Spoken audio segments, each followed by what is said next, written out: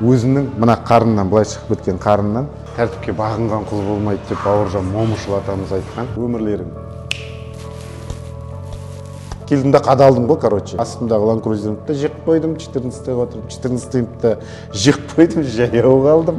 Бір сөз жүрегімнен қатты өтті, әлі есімде. Қолымда швабра бар, мына жердің бәрін жуып келе жатырмын. Чик, мына жерде мен темір адам боламын деген атақ. Үңкәрліктен қашан. Өзім қорқышымнан аттап өтпесем, ринг патшасы қалай боламын, мен поезд қалай аламын? Жоқ, арақ дегенді ұмыттық қой, мүлдем. Мыс компаниясында істедім, крупная медная компания бар, Актюбинская медная компания, АМК дейді, Ақтөбе облысында. Сол компанияда істеп жүрдім ғой енді. 6 жылға жуық сол жерде істедім, начальник отдела болдым. Бір күні келді да, Берік Тұрарыч, компания нуждается в ваших услугах деді да, пишите заявление деп. Все, бітті. Вообще ойлаған жоқпын, что я могу остаться без работы. Я думал, что я там нужный человек. Мен сол бір сол жұмысты мен істеп жүрмін. Өзімше солай жүре беремін деп ойладым. Ондай болмайды. Мен сіздерге де айтайын, құрметті көрермендер, өмірлерің бір секундта келеді да, бастықтары, орыс болсын, қазақ болсын. Сізді жұмыстан босата салады, соған дайын болу керек адам. Сол кезде біраз инсайттар алдым ғой, что я никто просто. Потому что генеральный директор келді да, жаңа Россиядан. Увольтить жіберді просто так. Просто так болғанда енді причиналар болған шығар, идеальный емеспін ғой, жас болдық өзімше, типа блатной болдық. Бір тәртіптерді бұзған кездерде болды, бір енді көпшілік қой жерде 2,5 мың адам жұмыс істейді. Мы расторгаем договор в одностороннем порядке. Все, давай, до свидания. Қысқаша. Сөйтіп мен все болды, енді біреуге жұмыс істемеймін. Енді өз-өзіме жұмыс істеймін, кәсіпкер боламын деп шештім ғой. Ол кезде қанша балаңыз болды? Ол кезде 3 балам болды. Ақтөбеде тұрам, астымда Land Cruiser VX. Бір сәтте өзгерді. Сол өзім шешім қабылдадым. Мен вообще өмірімді өзгертемін. Ақтөбеден Астанаға көшіп, Астана ол кезде 2016-та енді әлі де өсіп жатыр ғой, Құдайға шүкір, Астана өсіп жатыр. Сол жан-жақтан көшіп келіп жатыр, Астанаға адамдар жиналып жатыр деген секілді. Сол кезде басталды ғой, сөйтіп арман қуып Астанаға келіп, Астанаға келемін да қазір Ақтөбедегі үйімді сатамын да, мына келемін да бизнес жасаймын да, басқа квартира сатып аламын деген, просто все бәрін де жасаймын деген ой болды. Келдім де қадалдым ғой, короче. Қысқаша айтып отырмын, қадалдым, үйсіз қалдым, астымдағы Land Cruiser'ымды жек қойдым, 14-те отырып, 14-те жек қойдым, жаяу қалдым. Өшім қатты сынақтарға ұшырадым. Алла тағала өзі сондай болады, не істейді екен. Land Cruiser'дан 14-ге отырған қандай екен? Бір сөз жүрегімнен қатты өтті, әлі есімде. Қазір енді қызым, сол кезде қызым так нешеде болды деп айтайын. Енді мектепте оқиды, 9 оқи ма екен, 8 оқи ма екен. Қазір енді студент қой, 2-ші курста. Сол кезде Land Cruiser'мен жүрген бала ғой енді. 14-ді, есіктің алдында 14 тұр, бір жерге баратын болдық, үйден шықтық. Машинаға отырайын деп жатсақ, қызым бүйтіп машинаға қарап: "Папа, осы машинамен жүреміз ба не?" дейді. Мен айтам, я енді мынау қандай машина дейді да, жаңағы. Енді баланың оқушы қызымның айтып тұрған, жүрегіме қатты дейді. Я қызым, пока енді осы машинамен жүреміз, сосын кейін тағы аламыз басқа жақсы машина деген кезде. Сонда ойладым, вот уровень. Жаңағы қызымның сөзі өтті жүрегімнен. Сөйтіп қадала бердім ғой, в общем. Жаяу қалдым. Қолымда швабра бар, мына жердің бәрін жуып келе жатырмын. Триком былай қайырылып тұр, осылай. Басқа трико енді, аяқ осылай. Аяқта резиновый тапочка, үстімде футболка. Басымда бір старый кепка болды, осылай қайырып алдым. Қолымда перчатка резиновый. Енді пол жуып тұрмын ғой. Енді өзім администратор, мына жерде администратор, мынандай ештеңе жоқ. Өзім администратор, өзім тренер, өзім сторож, өзім сантехник, өзім вот. Бір азаматша кіріп келді, такая нафуфуренная енді.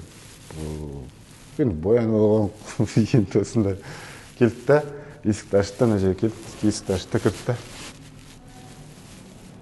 Здрасте, с кем можно тут поговорить, дейді да. Мен ашты тұрмын. У кого спросить, дейді, мен айтам, ну, вы меня спрашиваете, швабрамен тұрып, представляете? Нет, я с администрацией хочу поговорить, что тут, сколько тренировки стоят, сына хочу отдать. И сама хотела узнать, что тут можно, какие тренировки есть. Я говорю, ну, со мной разговаривайте. Десем, бит тұрды. А вы кто? Дейді, кто тут?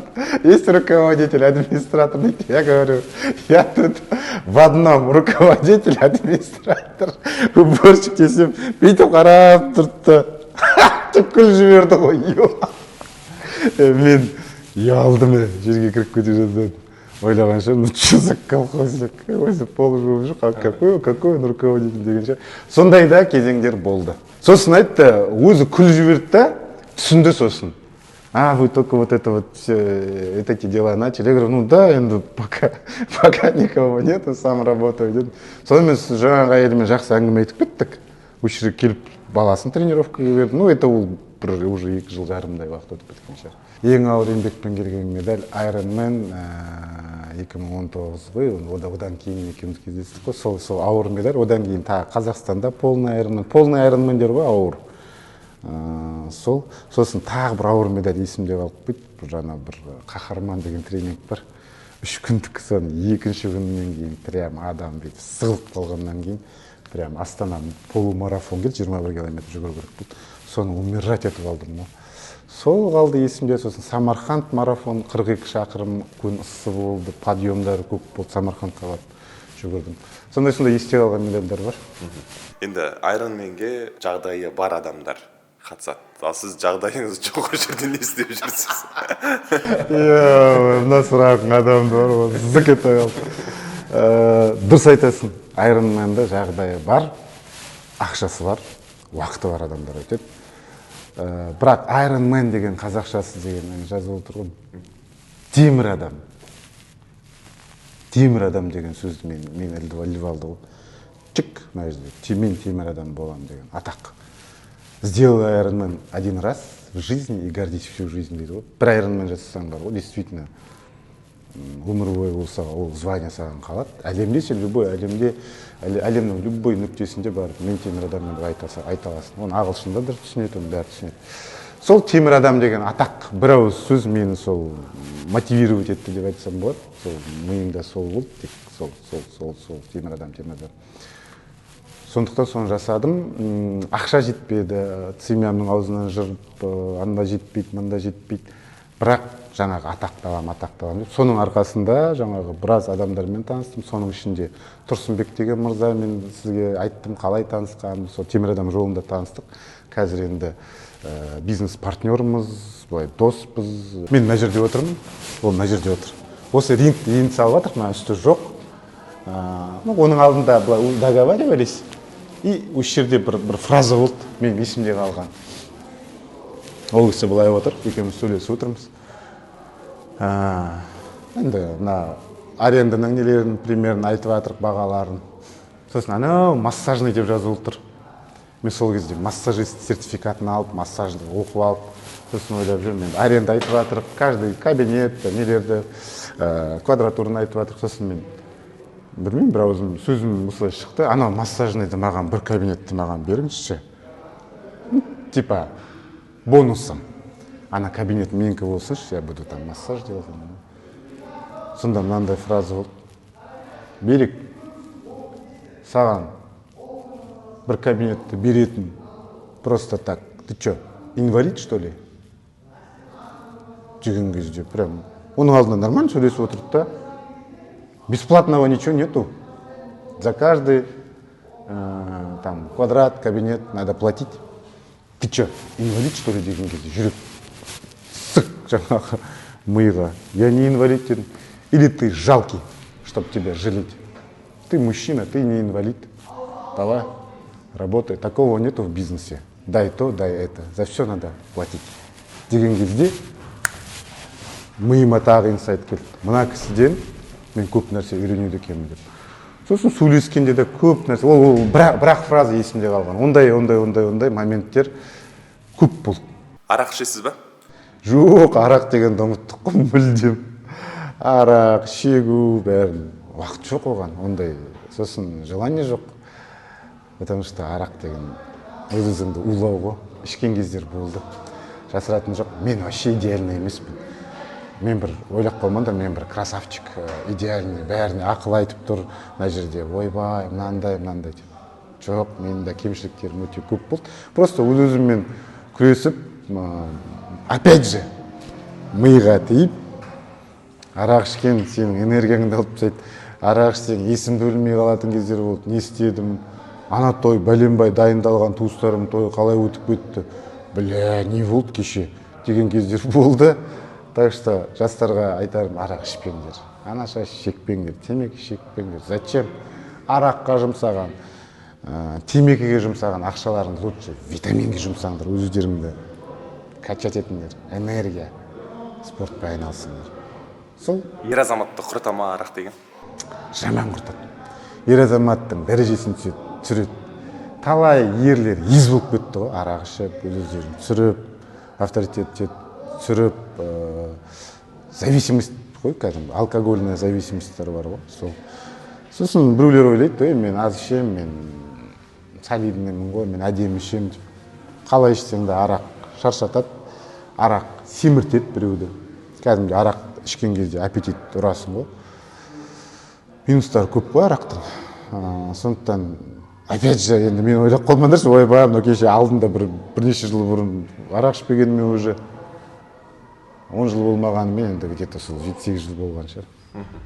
Сондықтан бір күн бұрын бірге ішіп, ойбай, мынандай болып кетті деп ойламаңдаршы. Мен имам емеспін, мен жаңағы немеспін, наставник бір керемет бір жаңағы немеспін. Просто өзім басымнан өткенді айтып отыр. Дорогу осилит идущий дейді ғой. Жүріп келе жатқан кезде адам автоматически кедергілерге баспен соғасын, таяқты жейсін, жылайсың, есіңде қалады, сосын бар олай қайталамайсың. Өмірде оказывается солай екен. Кітаптан оқыған, кинодан қараған ол бір бөлек, ал өзіңнің мақсатыңды қойып, сол мақсатпен келе жатып, когда ты сталкиваешься реально, это опыт. Сол, енді біраз нәрселер болды енді санат. Кітап демекші, кітап оқисыз ба? Кітап оқимын, шыны керек, мен де идеальный емеспін ғой енді. Кітаптың мынандай әдеттерім бар, кітап оқымаған қиын. Бір кітапты басынан аяғына шейін бітіргенше кәдімгідей өз-өзімді заставлять етемін. Ал 42 шақырым жүгіріп келу бір кітап оқудан оңай маған. Понимаете, бес саусақ бірдей емес. Біреуге марафон жүгіру оңай, біреуге бір кітап оқып тастау оңай. Сондықтан екеуін салыстыратын болсақ, маған кітап оқу марафон жүгіруден қиындау. Түсіндіре алдым ба? Оқимын бірақ. Волоколамское шоссені қазір тыңдап жатыр, Бауыржан Момышұлы. Волоколам тас жолы. Жас көрінудің сыры спортта. Мен айтамын ғой, біреулер осындай сұрақ қояды ғой, қалай жас көрінесіз деп. Мен айтамын, кәріліктен қашан. В прямом смысле этого слова. Ухожу от старости деп. Бірақ енді кәрілік демей-ақ қояйық, возраст өзінікін алады ғой енді, конечно. Бетке әжім түседі. Жамалы. Сосын айналаңдағылар аға деп көбірек айтқан сайын, значит, сен уже аға болып бара жатсың. Значит, твой возраст год за годом. Қазір көп азаматтар ез болып кеткен. Менің құрдастарым бар. Мына қарыннан, өзінің мына қарыннан, былай шығып кеткен қарыннан бір жерін көре алмайды. Өзінің құралын көре алмайтын еркектер бар. Айнадан көреді өзінің құралын. Сондықтан ер жоқ, рас қой. Өтірік па? Күлкілі ма? Ол мысалға күлетін жағдай емес. Ер болу керек, ез емес. Қарның былай болса, өзіңнің құралыңды көре алмайтын болсаң, сен қандай ерсің? Сен отанды, елді қорғамақты көр, сен өзіңді қорғай алмайсың ғой. Онда ерлерге айтатыным. Туған күн жасайсыз ба? 37 жасымды гүрлеткенмін, кстати, Ақтөбеде. Ағаш үй тігіп, бір гүрлетіп, кстати, сол жасаған туған күндер гүрлетіп. Жаңа ғана медный компанияда, орыстардың компаниясында істедім дедім ғой. Соның бәрі артынан әңгіме өсек болып, видимо, жұмыстан шығаруға бір несін септігін тигізді деймін деп ойлаймын. Содан бері туған күн жасамаймын дейді. Содан кейін туған күнге ондай. Бауыржан Момышұлының кітабын оқып отырмын ғой, ұшқан ияны. Сонда айтады да, қазақ жыл сайын туған күнін тойламаған, мүшел кезіне ғана тойлаған, 4 рет оның өзінде. 1-де, 7-де, 13-де, сосын 25-де. Ары қарай болды тойламаған. 25 жасқа дейін ары қарай бала шағасының қамымен солай кеткен ғой. Сол дұрыс екен. Сол дұрыс екен. В общем, қазаққа көп шашылмау керек деп ойлаймын. Тағы бір жаңағы айтайын дегенім, мен Ақтөбеден Астанаға көшіп келдім ғой. Сразу қалай айтсам, мен орта өзгерді, бұрынғы гулянкілер азайды, қонаққа бару азайды, қонақ келу азайды. Мына жерде кәдімгідей бокстасамыз, фитнес бокспен айналысамыз қазір. Ол не фитнес бокс деген? Фитнес бокс деген аяқтағы адамдар қазір тренируются. Это кардио упражнение с элементами бокса. Бүткіл боксшылардың упражнениесін жасап жатыр. Ана жерде қарасаң, тәтешкілер де бар, ағашкілер де бар, қарны шығып кеткендер бар. Олардың мақсаты арықтау. Олардың мақсаты артық салмақтан ажырау. Но с элементами бокса тренер Ереке Ержан спорт шебері бокстан. Бокстың элементтерін жасайды. Не боксерлар жасайды, соны жасайды. Бұлар ударларын қояды, еще арықтайды. Бокстың элементі оларға ұнайды. Осы рингтің ішіне кіріп, кәдімгідей бір-бірімізбен бокс істесіп, стрессімізді шығарып аламыз. Мен сол боксқа қазір басымды кіріңкіреп, кстати, король ринга деген неге бардым, осы залды ашып бокспен айналысып, Петропавлда король ринга деген не болады, жаңағы турнир, кілең боксшылар плюс 35 среди ветеранов. Сонда барып қатысып, кәдім действующий король рингамен бокстасып, жақсы бой көрсетіп, бірақ ұтылып қалдым. Но мен уже миымда сенімдік пайда болды, уверенность, что там тоже можно добиться боксшылардың арасында бокс істесе болады. Маған айтты, Берік, барма, ты че, ол жерде деген мастера спорта, ол жерде құлатады. Дейді, мен айтам, мен ол жерге бармасам, өзім қорқышымнан аттап өтпесем, мен қалай король ринга боламын? Ринг патшасы қалай боламын? Мен поезд қалай аламын? Деп сөйтіп барып, жақсы бой көрсетіп, осы жерде сол жаттығудың арқасында. Сол осы рингте бокс істесіп аламыз, төбелесіп аламыз, бір-біріміз ұрып аламыз, кейде қанағат, мұрыннан, ауыздан, но эмоциялар, керемет эмоциялар аламыз. Әйел адамдар ана жерде мына жақтағы нелерді, мешоктарды ұрады, грушаларды ұрады, стресстарын шығарады, ұнайды адамдарға. Сондықтан көп адамдар келіп жатыр бізге осы залға. Қоғамның қазір проблемасы артық салмақ, артық проблема, содан аурулар пайда болады. В общем, қазір сонымен айналысып жатырмын ғой, медицинский образованием бар. Қазір осылай таңғы сағат 5-те адамдар жинап, сауықтырамыз. Бұл кісілер артық салмақтан ажырайды. Бұлар таң атпай келеді. Тәртіп болса нәтиже бар деген сол ұстамда жүрміз. Тәртіпке бағынған құл болмайды деп Бауыржан Момышұлы атамыз айтқан. Сөйтіп мына кісілердің бәрі тәртіпке бағынады. Таңғы ровно 5-те бастау үшін бұлар сағат 3-те, 4-те кім қайда тұрады мысалға. Мен өзім 3:50-де тұрамын. 3:50-де тұрсам осы жерде 5-ке 20 қалғанда осы жерде боламын. 4:30, 5-ке 20 қалған кезде. Күнделікті солай, 6 күн аптасына. Спортсмендердің көбісі таза болып келеді, өйткені күнделікті терлейді, жаңағыдай. Енді сақалы барлар да бар ғой, енді қырынбайтындар да бар. Мен өзім қырынып жүремін.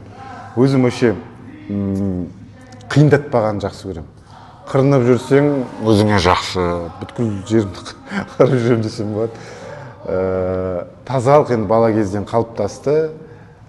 Қолтық сасу, аяқ сасу дегендер кейбір спортшылар ондай өкінішке орай бар. Әр нәрсенің қазір бәрі бар ғой, қолтыққа жағатын да бар, аяққа жағатын да бар. Адам болғасын өз-өзіне қарап жүру керек. Сондықтан жаңағы обществода жүргесін, көпшіліктің арасында жүргесін адам таза жүру керек, ең бастысы. Тазалық, тәртіп, спорт бәрі бір-бірімен байланысса, мықтылық, ер сондай болу керек қой. Бір мынандай фраза есімде қалды. Менің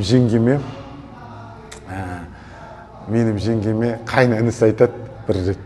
Машинаға отырып жатырық. Қайынысы түнімен ішкен барақ, сақалы өсіп кеткен. Машинаға отырып еді, сасып кетті машина. Жеңгем айтады, фу, түнімен арақ ішкенсің ба, сақалыңды да қырмағансың, аузын сасып міндің ғой десем, мужик должен быть вонючий, колючий дейді ғой. Мужик не таким должен быть, мужик должен быть красавчиком, мужик должен быть чистым, опрятным и сильным. Ер болу керек.